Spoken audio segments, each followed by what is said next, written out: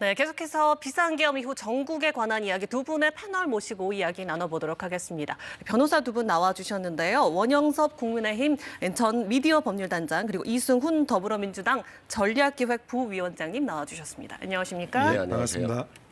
네, 먼저 방금 들어온 소식 이야기부터 나눠보도록 하겠습니다. 대통령실에서 사의 표명이 있었는데요. 실장과 수석 비서관이 일괄 사의를 표명했다고 합니다. 이것은 어떤 의미일까요? 결국에는 이제 그 비상계엄과 관련해서 대통령의 인식은 적어도 지금의 현 상황이 비상이라는 거에 대해서는 분명하게 인식을 하고 계신 것 같아요. 그 네. 비상이라는 게 뭐 좋은 건 아니죠.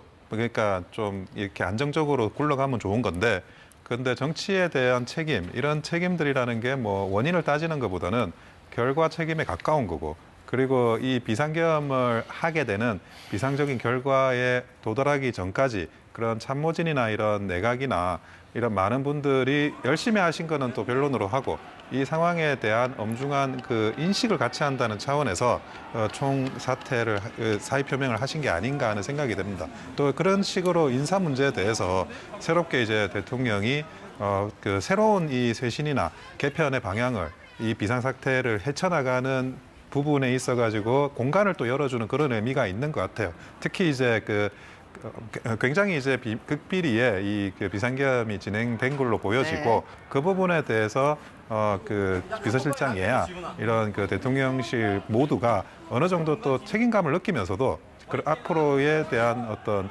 극복, 발전 이런 거에 대한 또 방점이 더 크게 있는 게 아닌가 그렇게 보여집니다. 네, 그리고 이승훈 변호사님. 그러니까 이제까지 대통령실의 인적 쇄신이 필요하다고 했잖아요. 진직 교체되고 인적 쇄신해야 될 것들이 이제 와서 했다라고 하는 건 이건 대통령의 생각이라기보다는 아마도 대통령실에서 더 이상 대통령실에 있으면 이건 형사처벌이 되지 않을까 두려운 게 아닌가 싶고요. 또 지금 물러나지 않으면 나중에 또 물러날 기회도 없을 것 같아요. 그래서 지금 물러났다라고 생각되고요. 난파선에서 가장 먼저 도망가는 뭐 이런 것 또는 지진을 가장 먼저 인지하는 게 동물들이라고 하잖아요. 그래서 빨리 지금 난파선에서 뛰어내린 것 같다 이런 생각을 들고요. 지금 대통령과 대통령실이 국정을 안정화시킨다는 것은 불가능한 상황이라고 생각됩니다. 그래서 여야가 합의로 대통령에 대한 어떻게 향후 처리를 해야 될 것인가에 대해서 수습 방안을 논의하는 것이 가장 현실적인 대안으로 보여집니다. 네, 방금 전에도 어젯밤 윤 대통령이 비상계엄을 전격 선포하던 장면이 나왔는데요. 정말 긴박하게 돌아갔습니다. 밤사이 잠을 못 주무셨다는 분들도 많고요. 과연 윤 대통령이 왜 과연 이런 비상계엄 카드를 꺼냈다고 보시는지 궁금합니다. 뭐 아무래도 비상계엄이라는 게 다 그 광고하고 공개하면서 준비하기는 기본적으로 어려운 절차입니다. 네. 그래서 급작스럽게 비밀을 유지하면서 진행을 할 수밖에 없고요. 그리고 대국민 담화에서 나온 그 사유 있는 그대로 그 사유를 인식하시는 것 같아요. 지금 뭐 그 10번에 따른 그 탄핵소추 시도, 그리고 오늘 또 원래는 감사원장에 대한 탄핵소추와 네. 서울중앙지검장에 대한 탄핵소추가 예정돼 있었습니다. 그리고 그것뿐만이 아니라 그런 예산 삭감이라든지 네. 이런 것들도 사실은 그 경찰이 대공수사권을 수행하고 있고 바뀐 이제 그런 제도에 의해 가지고 그 특활비라는 게 결국 대공수사권의 특활비인데 그거를 전액 삭감을 했어요. 그러니까 그러면 대공수사를 하지 말자는 거냐. 네. 그럼에도 불구하고 민주당은 뭐 그동안에 이제 뭐 이재명 대표의 방탄을 위한 건지는 모르겠지만 요지부동으로 그 다수당, 절대적인 다수당으로서 마치 그것이 이제 아니 헌법과 법률에 부여된 권한이니까 일단은 행사하겠다라고 나오는 행태는 반복되고 있었습니다. 그런데 그 부분과 관련해서 대통령께서도 마찬가지예요. 이거를 현실 인식을 비상으로 인식하고 법률과 헌법에 규정돼 있는 비상계엄을 행사하시겠다라고 했고, 또 법률과 헌법에 있는 그 규정대로 해제 요구가 있었으니까 또 바로 해제를 하셨어요. 근데 이제부터라고 저는 보여지거든요. 이 비상계엄이 가지고 있는 이 전국에 대한 인식, 그리고 대통령의 결단이 국민들과 같이 어떻게 공유되고 그리고 그 평가를 받느냐, 이거는 단순히 뭐 전국에 있어가지고 뭐 민주당의 입장이나 뭐 그런 그 국회 입장이라기보다는 결국 국민들이 판단할 문제가 돼가고 있습니다. 네. 일단은 뭐 대통령이 정상적인 판단을 내릴 수 있는 지금 상황이 아닌 것 같아요. 지금 심각한 수준이고요. 그래서 국정을 운영을 맡긴다는 것 자체가 지금 위기의 상황이다 이런 말씀드리고요. 결국에는 대통령이 자신의 부인인 김건희 여사를 지키기 위해서 계엄까지 선포했다. 저는 이렇게 생각되거든요. 왜냐하면 중앙지검장에 대한 탄핵 소추가 지금 왜 있는 거죠? 결국에는 김건희 여사에 대한 도이치모터스 주가 조작과 관련해서 도저히 인정할 수 없다라고 해서 탄핵 절차에 돌입하는 거잖아요. 그리고 특검도 김건희 여사에 대한 특검이잖아요. 결국에는 검찰을 믿을 수 없고 검찰이 수사를 안 하니까 특검을 하겠다라고 하는 것인데 더 이상 피할 수 없으니까 궁여지책으로 계엄을 준비한 것 같고요. 과거 김민석 의원이 계엄을 얘기했을 때 많은 보수 언론이 이건 말이 안 된다. 어떻게 지금 민주당이 이렇게 말도 안 되는 말을 하냐라고 했었잖아요. 그리고 김용현 국방부 장관도 국회에 나와서 아니 지금 21세기에 무슨 탄핵이냐라고 하는 얘기를 했었는데 지금 탄핵을 본인이 탄핵이 아니죠. 지금 계엄을 본인이 건의했잖아요. 이건 정말 국민을 기만한 오래전부터 준비된 것이었다라고 생각되고요. 그런 측면에서는 입틀막을 했던 김영현 국방부 장관이 오래전부터 내밀하게 준비했던 것들을 현실화시킨 것이 아닌가 싶습니다. 네, 그렇게 생각한다고 해주셨는데요. 그러니까 어젯밤 긴박했던 국회 상황들도 있는데요. 그 여야 모두 대책 논의에 일단 들어갔습니다. 민주당은 긴급 의원총회를 열었고요. 그 윤석열 대통령의 하야를 요구를 했습니다. 이에 응하지 않으면 탄핵을 추진하겠다고 결의한 상황인데요. 국민의힘도 관련해서 최고위원회의 등을 열었는데 여야의 대응 방향 역시 계속해서 언급해 주시죠. 일단은 민주당은 가장 국정을 빨리 안정화시킬 수 있는 방법, 대통령이 하야다. 자진해서 하야하고 자리에서 물러나오는 것이 가장 안정적으로 국정을 유지할 수 있는 길이다라고 해서 하야를 요구하고요. 하야를 받지 않을 경우에는 여야 모두 합쳐서 탄핵 절차에 돌입한다. 그렇지 않고서는 지금 행정부, 윤석열 정부의 이해할 수 없는 무정부 상태를 벗어나기 어렵다 이런 말씀 드리고 그리고 나서 민주주의를 또 헌정 질서를 유린하는 어떤 윤석열 대통령에 대해서는 내란죄로 수사를 촉구하고 빨리 이 위기 상황을 벗어날 수 있는 것들을 국민과 그리고 여당과 함께 잘 정리를 해야 될 것 같습니다. 네, 계속해서 뭐 아침 7시, 8시 회의가 이어졌다고 하는데요. 여야의 대응 관련해서 말씀 전해주시죠. 민주당의 대응이라는 거는 뭐 분명히 정해져 있는 것 같습니다. 아까 그 우리 이승우 변호사님 말씀하신 대로 하야를 요구하거나 그리고 그게 안 된다 그러면 탄핵 국면으로 가는 거고.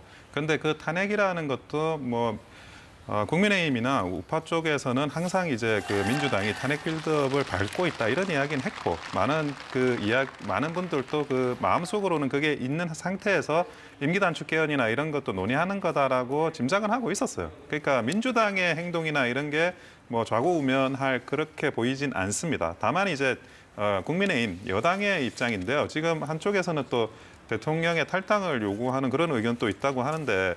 결국 이제 각자 그냥 그 한동훈 대표의 입장이나 이런 거를 넘어서서 그 이후에 이제 대권을 노리는 대권 주자들의 각자의 입장, 뭐 홍준표 시장 그리고 안철수 의원 그리고 오세훈 시장 그리고 한동훈 대표 뭐 이런 분들이 각자 어떤 입장을 가질 거냐 그리고 과거에 대통령 탄핵을 실제로 경험했던 그런 이제 박근혜 대통령 탄핵 때 거기에 대한 그 전개 과정을 너무나 잘 알고 있는 의원들이 또 많이 있고 그 보수 지지자들이 많이 있습니다. 그분들이 이 부분에 대해서 어떻게 받아들일 건지에 대한 그런 그 반응도 굉장히 중요한 부분이라고 생각을 하고요.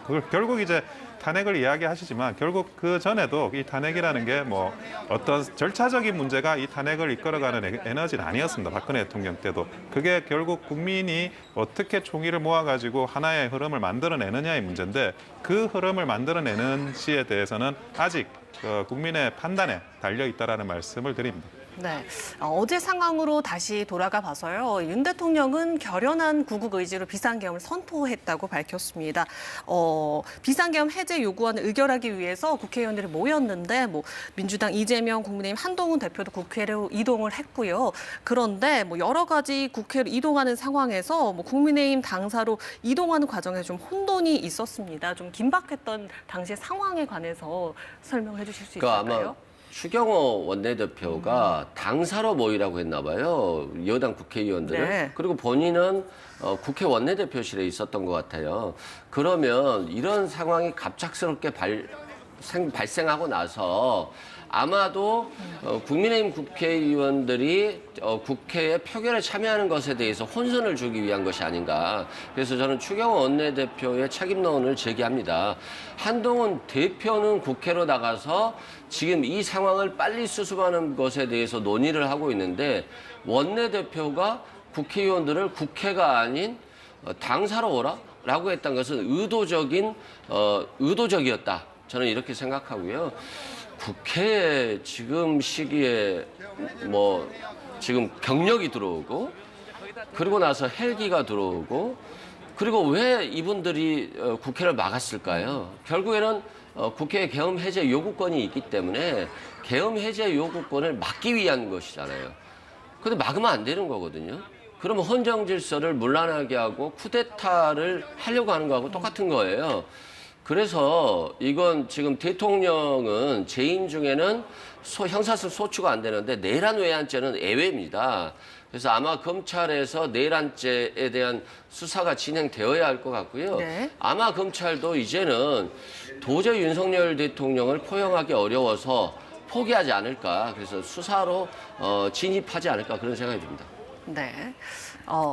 이와 네. 관련해서 어떤 생각이십니까? 지금 형식적인 절차를 위배했다라는 일부 뉴스가 있었지만 비상계엄 선포하기 전에 국무회의 의결을 직전에 거쳤다고 알려지고 있습니다. 그래서 형식적인 절차 위배는 없었다는 걸 제가 분명히 말씀드리고 근데 실질적으로 거기에 준하는 게 있느냐 이런 것들에 대해서는 이거는 실질적인 부분이니까 거기에 대해서 각자가 가진 의견이 있을 것 같아요. 그거는 국민들이 가진 의견이 제가 볼 때는 제일 중요하다고 말씀드릴 수밖에 없고 지금 내란죄 이야기를 하시는데 대공수사권을 국정원이 하지 못하도록 폐지를 했습니다. 그게 경찰에 이관됐어요. 그런데 수사라는 게 대공수사라는 게 결국 예산이 있어야지 집행이 가능합니다. 그게 특활비였습니다. 그러면 그 특활비를 전액 삭감한 거는 그러면 대공수사를 하자는 건가요? 하지 말자는 건가요? 여기에 대해서 민주당은 어떤 입장을 내거나 하진 않아요. 근데 만약에 이게 비상계엄이 내란 행위라고 한다면 네. 대공수사를 못하게 특활비를 삭제한 민주당의 행태는 이적죄인가요? 북한을 이롭게 하기 위한? 그래서 그런 부분에도 각자의 의견이 있을 수 있다고 봐요. 하지만 제일 중요한 거는 민주당의 의견도 아니고 그리고 일부 정치인의 의견도 아니고 국민의 의견이라는 거를 정확하게 말씀드리고자 합니다. 네. 여기서 오늘 한 말씀만 네. 드리면 지금 우리 원영석 변호사님은 국회의 예산 심의권을 무시하고 있는 거예요. 아니 국회가 예산을 심의하고 예산을 삭감할 수 있는 권한밖에 없는데 지금 특활비를 삭감했다라고 해서 헌정 질서를 문란했다라고 하는 정도 수준으로 얘기하는데 이건 윤석열 대통령과 비슷하다라고 저는 보고요. 국회가 협상 절차를 거치는 겁니다. 그 협상 절차이기 때문에 그렇게 과도하게 해석하지 않았으면 좋겠습니다. 네, 오늘 두 분 나와주셔서 감사합니다. 여기까지 함께 이야기 나누도록 하겠습니다. 고맙습니다.